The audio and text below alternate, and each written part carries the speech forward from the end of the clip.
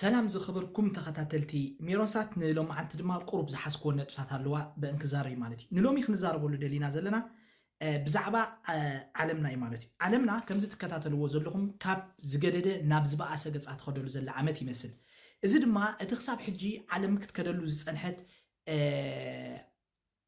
اوردر اندابلي زخيدلو يمسل سلازي زمن بولي حليفو بولي بحدش كنت كوينا زبل حيلتات دما كوغوانصون نعلمنا دما نيونجو حقنوا نرئلنا مالتي نايزي وصيت دما كنغبتينا نحنا بزدلنا يوخت كودلكم نحنا بروئي نقوطاصرو نحنا مول انززو عالم دا يخلو زلو ومبر كالوت حيلتات حافظ بلالو معرنت زرغاغصلو ناي بحقي فتح دما زنغسلو عالم كهلو يبلون ات فتحي ات معرنت ات ديمقراسي نحنا خم صبان كم ماين كم بومبان كفيتنا نعدلو راه خون على ومبر امول عالم بمعرخ نغس يبلون زبلو حيلتات نتز صنح عبللاتات ناب حدش نيو وورلد اوردر ويكا حدش عالم او سرعات قيرو زغواي زلو يمسلو معناتي بمقصال مجمرتا ناب غداي نزي غداي زتدفعلو زلا هاجر امريكا خنكيدنا كم كل غزي امريكا لومي ارس اندا سرحتيا تخيدلا سو بو جميرنا امصاصانا يتقالن نيو وورلد اوردر كنكيدنا معناتي نابزا فيديو خبلكم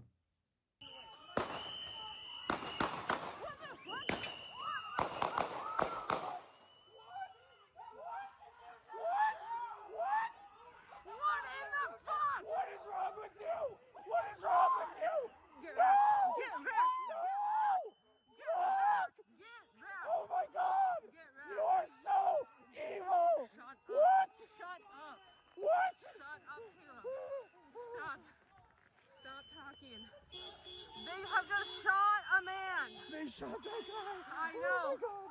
They have shot a man. They have shot a legal.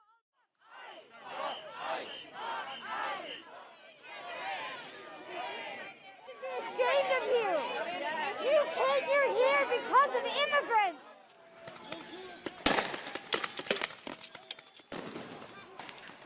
Stop! Look out! Trump, I call on you once again. Remove this force from Minnesota.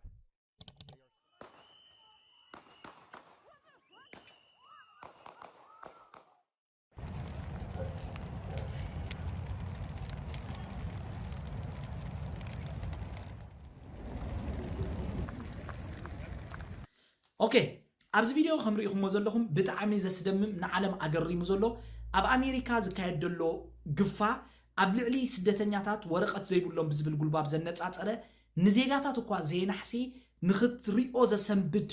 عينت نغراتينا نرزلنا نابنت حدا حلافنا يزوم زراخمم سدتنياتات زغفو اكالات نتي يتغيرو زنبر خدان لكع كمتي اب غيزي جرمن اب غيزيتي حسم مراحي اتوم ستاسي زبال بوليس زخدون وزنبر عينت يونيفورمي تباهيل ويكا مثل لو تباهيلو بزعبو نوح يزربالو ام محبراو ميديا مالتي وسو منالبات كمرست بينو نوستون خدينا انتاينا غن نرزلنا ابزا عد ليبراليزم ابزا عد ديمقراسي ابزا عد كل فتحت بال امريكا نخت امنون نخت سمعون ወይ ወን ክትሐልሞ ዘይትኽእል ተግባራት ይፍጸማሉ ሓደ ካብኡ እዚ ዝራእኹም ወዲ 37 ዓመት ኣብ ሚኒሶታ ዝነብር ወይ ካብ ወዲ 37 ዓመት ኣብ ሚኒሶታ ዝተቀትለ ኣሜሪካዊ ዜጋ እዩ ስለዚ ካብዚ እንታይ ኢና ንመሃር ዓለምና ነዚ ሓድሽ ናይ ፓወር ግጭት ንምኻት ተኸዶ ዘላ መንገዲ ብዙሕ ሰብ ከቢድ ዋጋ ክኸፍል ምዃኑ እዩ ዘርእየካ ማለት እዩ ሶ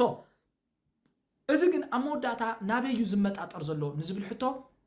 ነዚ ከም ኣቴንሽን መስረቂ ወይ ከዓ ከም ጉልባብ ተጠቂምካ እቲ ዓቢ ኣጀንዳ ይክትግበር ዝድለ ዘሎ እቲ ዓቢ ኣጀንዳ እንታይ እዩ ናብነት መራኸብ ኣሜሪካ መርከብ አብርሃም ታዛዓቤት ናይ ውግእ ወይ ከዓ ነፈርቲ ትስከም መርከብ ናብ ከባቢ ኢራን ገጻ ትጽጋዕ ከም ዘላ ይዘርእየካ ኢራን ድማ ካልእ ሳዕቤን ክመጽእ እያ ትብልላ እስራኤልን ሓይሊ ኣየራት ተዳሉ ከም ዘላ ዝተፈላለዩ ዜናታት ይገልጽሉ መጀመርታ ኢራን ክትረምያ ብድሕሪ ቻይና ክትዝበጥ እያ ብድሕሪ ሩስያ ክትቅጽላ ኣብ መወዳእታ ድማ ሓድሽ ዓለማዊ ስርዓት ሙሉ ብሙሉ በአሜሪካ ዝቅለስ አሜሪካ እተማሓድሮ አሜሪካ እተማዝኖ እስራኤል ዘላቶ ዝርከበን ዓለም ክፍጠር ዝድለ ዘሎ ይመስል ንምዃኑ ኒው ወርልድ ኦርደር ዝብል ቃል ካበይ መጽኡ ኣብዚ እንታይ እዩ ዝገልጾ ኒው ወርልድ ኦርደር ዝበሃል ቃል ኣብ 1991 ካብ ጆርጅ ደብሊው ቡሽ ኣብ 1990 እዩ ከም ቃል ኢልዎ ዝበሃል ማለት እዩ ወይ ገሊጽዎ ነይሩ እንታይ ማለት እዩ ሞደርን ኣብዚ ዘለናዮ ዓለም ኣብ ጂኦፖለቲክስ እንተርኢናዮ እቲ ካብ ኣሜሪካ ዝጸንሐ ፓወር ሽፍት ይገብር ኣሎ ናብ በዓል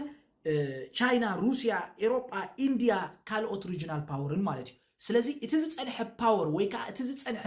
በኣሜሪካ ዝቕለስ ዝጸንሐ ዓለም ሎሚ ቻሌንጅ ይኸውን ኣሎ ወይ ድማ ፈተና የጋጥመሎ ማለት እዩ ስለዚ ድማ መራሕቲ ኣሜሪካ ወይ ከዓ ፕሬዝደንት ኣሜሪካ ንኣሜሪካ ካብቲ ዝነበረቶ ዝዓበየት ዝበልጸገት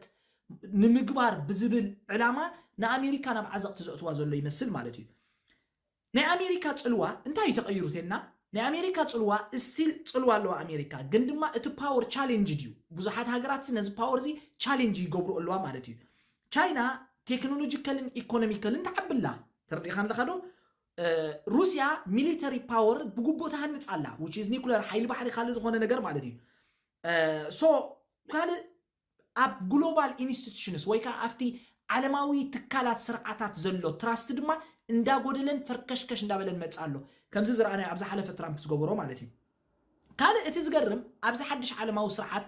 ኔትወርክ ነተን ሃገራት ይትከአን ኣሎ እዚ ማለት ድማ ከም በዓል ጎግል ሜታ ቲክቶክ ዝኣመሰሉ ትካላት እቶም ናይ ፋይናንስ ትካላት ናይ ገንዘብ ናይ ኤነርጂ ሳፕላይ ቼን ዝገብሩ ማለት እዩ ሜዲያ ኤንድ ኢንፎርሜሽን ኮንትሮል ኣሎ ሜዲያን ሓበሬታን ምቁፅፃር እቶም ሶሻል ኔትወርክ ዝበሃሉ ማሕበራዊ ሜዲያታት መዋቅራት ዝበሃሉ ድማ ንየእምሮ ሰባት ክጠዊዎን ክጥምዝዎን ኣብ ዝኽእሉሉ ደረጃ በፂሖም ቀደም መንግስቲ ፓወርፉል እዩ ነይሩ ሎሚ ግን ኔትወርክ እዩ ፓወርፉል ማለት እዩ ሶ እቲ ኣብዚ ሕጂ እንታይ እዩ ዝገልጾ መሲልኩም ብዕፅር ዝበለ እቲ ኔትወርክ ገንዘብ ሓበሬታ ጸዓት attention and narrative ድማ እቲ attention እቲ narrative ኩሉ ግዜ ዝተውዕሉ ቀደም መንግስታት እዮም ሓያላት ነይሮም ሎሚ ግን ቲክቶከር ኢንፍሉዌንሰራት እቲ ኔትወርክ እዩ ሓያል ተረዲኩም ለኹም ዶ ስለዚ ቀደም ዝኾነት ሃገር ዶባት ነይርዋ ወታደራት ነይርዋ ሕጊ ነይርዋ ናይ መንግስቲ ስልጣን ድማ ነይርዋ ማለት እዩ after old nation state power ማለት እዩ after old world ጀርመን ንጀርመን ትቆጣጸር ፍራንስ ንፍራንስ ትቆጣጸር ሕጂ ብዝንታይ ተፈፂሩ ኣብዚ ድማ ንጹር ዝርአ ህዱእ ከዓ ነይሩ ማለት ይቀደም ሎሚ አልጎሪዝም ዝበሃል ሽግር መጽዩ ናይ ኤአይ ቴክኖሎጂ መጽዩ ኒ ኤአይ መን ይቆጻጸሮ መንግስታት ሕጊ ከውጽኡ ይኽእሉ እዮም ኤአይ ግን ሕጊ ይጉድሾን እዩ አልጎሪዝም ሕጊ ይጉድሾን እዩ ኔትወርክ ፋስት እዩ ሓበሬታ ቁልጡፍ እዩ መንግስታት ግን ዝሑላት እዮም ስለዚ እዚ ናይ ኔትወርክ ዓለም እዚ ኒው ወርልድ ኦርደር ነዚ ናይ ኔትወርክ ዓለም ተጠቂሙ ስልጣኑ ከስፍሕ ይደልሎ ክሳብ ሕጂ ዝጸንሐ ናይ ስዊፍት ባንክ ሲስተም ናይ ዶላር ሲስተም ናይ ካልኦት ዝጸንሑ ፋይናንሻል ሲስተም ድማ ኣብ ሓደጋ ይወድቁሎ ማለት እዩ ስለዚ ዓለምና ድማ ካብ ናብዚ ሓድሽ ዓለማዊ ስርዓት ንብሎ ዘለና ድያ ክትውድእ ወይሲ ነዚ ዘሎ ማልቲፖላር ዝበሃል ነገር ክቕጽል እዩ ሓቢርና ክንርኢና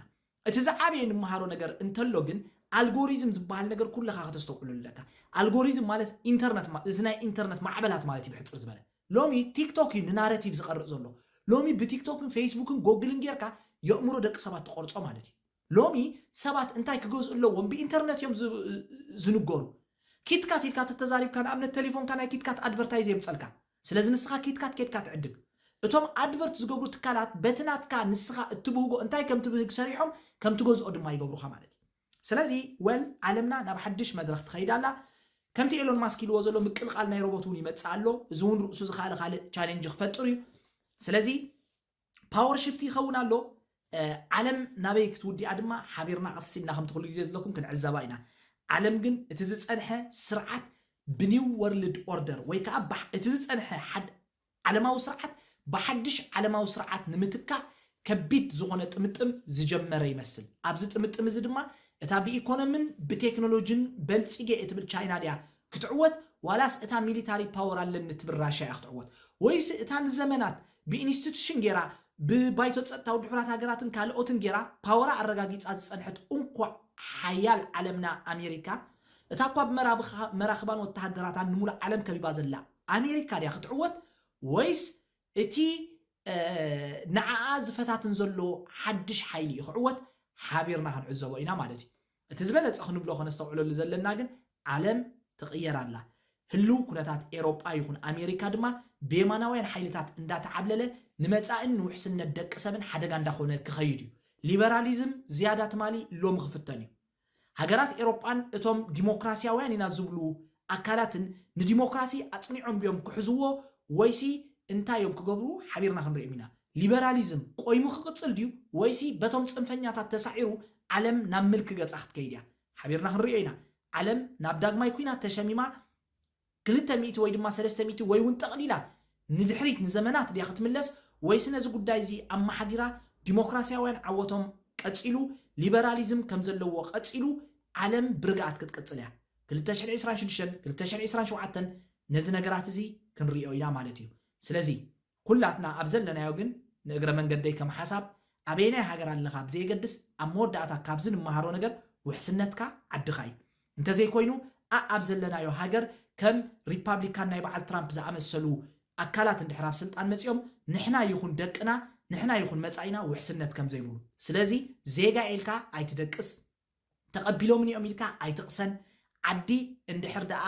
ናብ ክትፃወሮ ዘይትኽእል ኢኮኖሚካልን ካልእን ሽግር ወዲቓ